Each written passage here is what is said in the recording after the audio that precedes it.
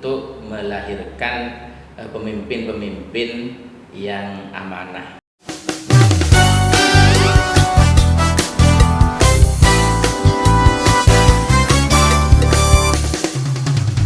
Pagi teman pemilih, berjumpa kembali di Bromo Podcast, Ngobrol Demokrasi Podcast KPU Kabupaten Probolinggo.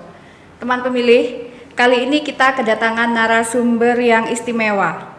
Beliau adalah Komisioner KPU Kabupaten Probolinggo, Divisi SDM dan Parmas, Bapak Dr. Ali Wafa. Assalamualaikum Pak. Waalaikumsalam warahmatullahi wabarakatuh. Sehat Pak nggih? Alhamdulillah. Alhamdulillah. Kami berharap di sini teman pemilih juga selalu sehat. Amin, amin. Baik teman pemilih, agar supaya teman pemilih bisa mengenal lebih jauh narasumber kita yang istimewa ini, maka monggo Bapak Ali Wafa untuk berkenan memperkenalkan diri terlebih dahulu Pak kepada para teman pemilih. Ya, saya Ali Wafa, Ketua Divisi Sosialisasi, Partisipasi Masyarakat dan Sumber Daya Manusia, yang itu disingkat dengan Sosdiklik Parmas.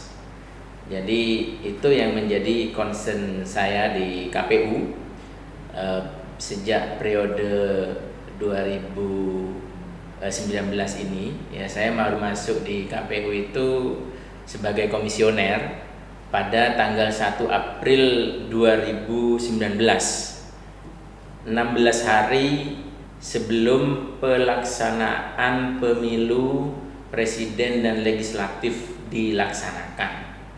Tapi alhamdulillah, meskipun baru masuk di KPU 16 hari sebelumnya, target partisipasi masyarakat ya yang menjadi tugas pokok di KPU itu bisa terlampaui. Alhamdulillah Pak ya. Ya, jumlah partisipasi masyarakat pada tahun 2019 di KPU Kabupaten Probolinggo masih cukup tinggi, yaitu 82%. Jadi melampaui sekitar 7% di atas rata-rata target nasional. Saya sebelum di KPU Kabupaten Probolinggo, saya merupakan dosen di Universitas Nurul Jadid. Saya lama mengabdi di Pondok Pesantren Nurul Jadid sebagai tenaga pengajar dan juga sebagai pengurus pesantren. Di sebelumnya saya memang ikut serta di dalam beberapa kegiatan kepemiluan selama ada di Nurul Jadid. Kebetulan di pesantren itu ada salah satu nilai yang kami anut sebagai santri, yaitu nilai kesadaran berbangsa dan bernegara. Ya. Untuk mewujudkan itu di pesantren dulu juga ada pembelajaran demokrasi. Bahkan saat saya masih di S1 dulu, ketika semester 4 itu sudah aktif di beberapa aktivitas pemantauan.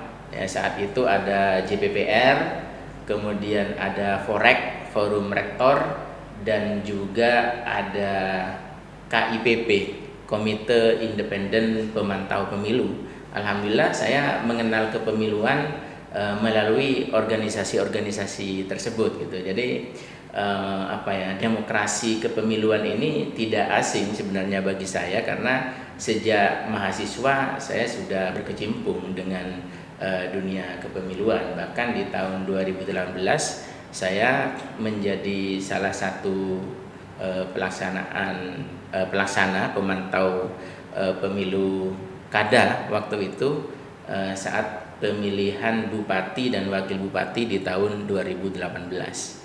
Ya, itu kira-kira sekelumit aktivitas kepemiluan saya sebelum ada di KPU. Gitu Mbak Dini. Ya baik Pak, menarik sekali. Berarti memang basicnya Pak Ali Wafa ini sudah mengenal pemilu sudah sejak lama nggih Pak. Itu tadi teman pemilih pengalaman Pak Ali Wafa dalam dunia kepemiluan. Khawatirnya nih Pak, teman pemilih penasaran. Pak Ali Wafa yang begitu sibuknya, hobinya apa nih Pak? Ya, hobi saya itu main bola. Ya. Hobi saya itu adalah sepak bola, football, atau bahasa di desa saya itu bal-balan. Jadi dari istilahnya saja bal-balan itu sudah serius gitu kan. Jadi sekedar hobi, sekedar main gitu. Cuman ya senang sekali saya bagaimana menggiring bola itu. Dari sepak bola ini kita bisa tahu beberapa nilai ya tentang kebersamaan. Bahwa ketika kita pegang bola, jangan sampai itu bolanya dipegang terus sendirian, tetapi bola itu harus dioper ya, dioper kerjasama di situ dengan yang lain. Karena di sepak bola itu kan sudah ada pembagian tugasnya. Ada yang jadi kiper gitu, ada yang jadi back, ya, ada yang jadi penyerang tengah, ada yang jadi penyerang utama gitu ya. Itu beberapa hal yang saya senangi ya dari sepak bola itu, karena bukan sekedar permainan, tetapi juga ada nilai-nilai pentingnya di dalamnya untuk membangun satu teamwork. Ya, bahwa juga di sepak bola itu tidak selalu harus menonjolkan diri bahwa saya deh yang harus mencetak gol. Harus saya misalnya. Kalau seperti itu ya pasti tidak akan bisa mencetak gol. Nah, itu kenapa saya kok senang gitu dengan sepak bola ini. Satu untuk semua, satu tapi dikerubuti beramai-ramai gitu ya, untuk mencapai satu tujuan yang disebut dengan gol itu. Nah, itu Mbak Dini, apa ya, kesukaan saya. Bagaimana teman pemilih?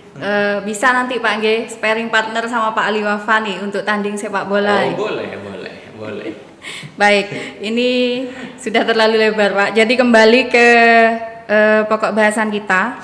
Tema kita kali ini adalah perlunya sosialisasi untuk tingkatkan partisipasi pemilih dalam pemilu Pak. Jadi pertanyaan pertama, macam kegiatan sosialisasi apa yang telah dilakukan oleh KPU Kabupaten Probolinggo? Ya, terima kasih, itu pertanyaan yang penting ya. Saya kira pemilu KPU ini pelayan ya, melayani.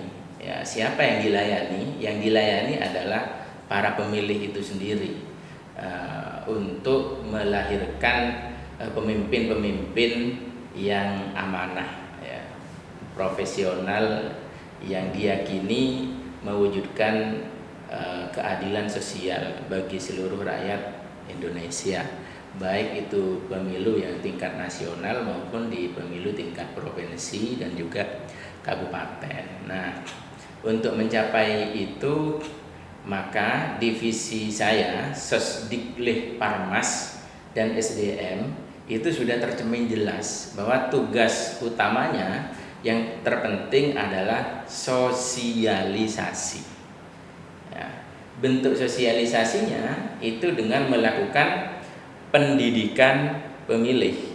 Ya, tujuannya itu untuk mencapai partisipasi masyarakat. Nah, itu keluar, itu tugas keluar, kita melakukan sosialisasi kepada masyarakat. Nah, di internal itu tugas yang menjadi bidang saya adalah SDM. Bagaimana kita menciptakan SDM yang kuat, ya, profesional, kemudian juga berintegritas, ya, untuk menjadi penyelenggara pemilu itu sendiri. Nah, kaitannya dengan sosialisasi itu sebenarnya kan ya membaur. Kita membaur bersama atau menjadi masyarakat itu sendiri. Masyarakat itu kan banyak segmennya, paling tidak ada 10 segmen yang harus saya temui, ya. Mulai dari segmen pelajar, ada segmen pemuda, ada segmen perempuan gitu ya, ada segmen keagamaan gitu, ada juga segmen disabilitas gitu.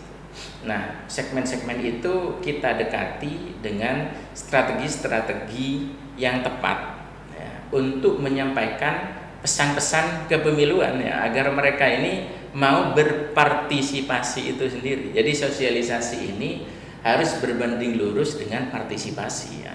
Bukan hanya sekedar membaur, tetapi ada tujuan partisipatif itu sendiri ya, bagaimana masyarakat Probolinggo dan juga secara lebih luas masyarakat di Indonesia itu mau berpartisipasi ke dalam aktivitas pemilu elektoral ini gitu. Kira-kira begitu Mbak Dini. Menarik Pak, berarti teman pemilih perlu diketahui bahwa sasaran sosialisasi ini ada beberapa segmen seperti yang tadi Pak Ali Wafa sebutkan, dan saya yakin insya Allah semua segmen ini telah diberikan pendidikan pemilu dengan baik dan benar oleh KPU Kabupaten Probolinggo ya Pak. Baik, pertanyaan selanjutnya Pak, target apa yang diharapkan dalam kegiatan sosialisasi KPU Kabupaten Probolinggo? Ya, target elektoral ya yang diamanatkan oleh UU 7 2017 dan juga UU 10 tahun 2016 untuk pemilu atau pemilihan di daerah, yaitu ada dua. Saya kira ada target secara kualitatif dan ada target secara kuantitatif.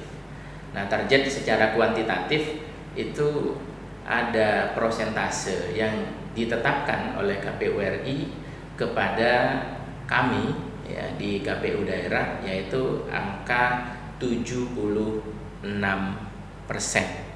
Ya. Bagaimana masyarakat di Probolinggo keterlibatannya itu tidak boleh kurang dari angka 76% ini ya.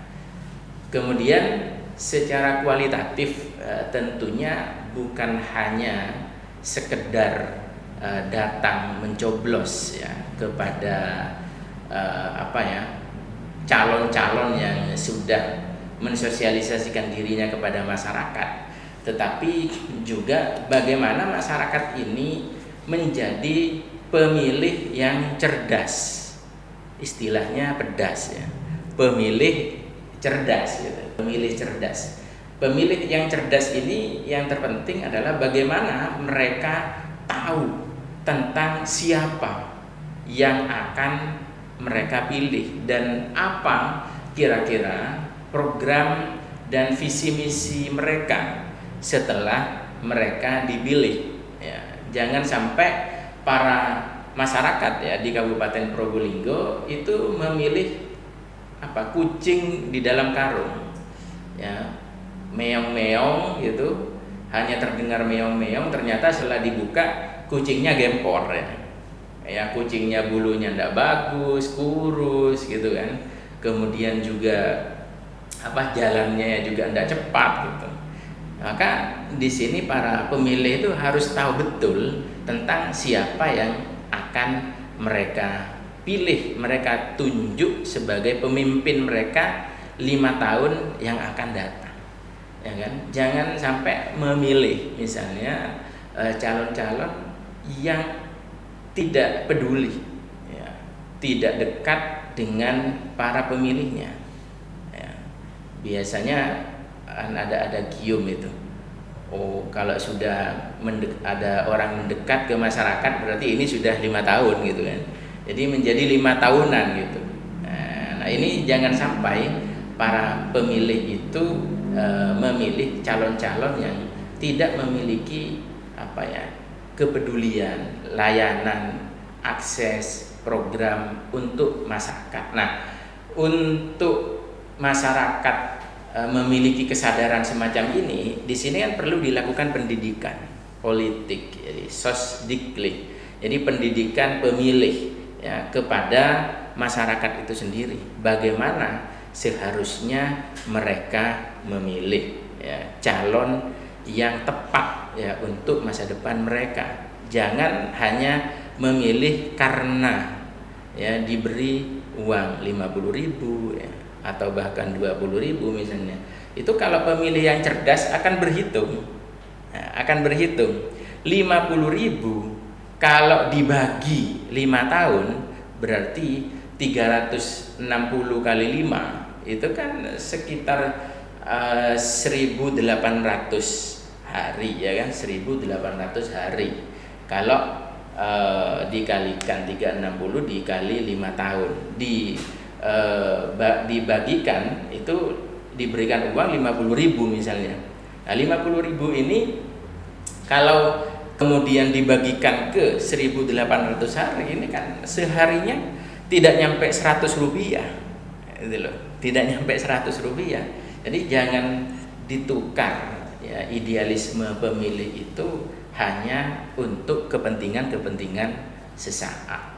Itu harapan kami dari divisi Sosdiklik Parmas ini adalah bagaimana para pemilih di Probolinggo itu menjadi pemilih cerdas atau pedas itu sendiri gitu. Siap. Terima kasih Pak Ali Wafa. Banyak info menarik yang kita dapatkan pada bahasan pagi kali ini. Kalau bisa saya simpulkan ini Pak Ali, Ya. teman pemilih, gunakan hak pilih Anda dalam berpartisipasi pada kegiatan pemilu dan pemilihan. Kenapa? Karena suara Anda sangat berharga bagi masa depan bangsa kita. Mungkin sekian dulu perjumpaan kita kali ini. Terima kasih untuk narasumber yang sangat istimewa. Sama-sama. Kami berdua mohon maaf apabila ada kesalahan. Jangan lupa teman pemilih di subscribe dan share tayangan podcast dari YouTube KPU Kabupaten Probolinggo. Assalamualaikum warahmatullahi wabarakatuh.